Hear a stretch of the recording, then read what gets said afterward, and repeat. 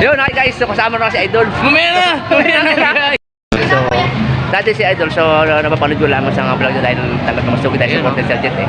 So, yun, ay ngayon, naging daw pang palit yun na. Sir Jet, Jet Official. So, maraming salamat at napagbigyan ako kahit ba. Subscribe po natin. Jet Official. Jet Official. So, yun.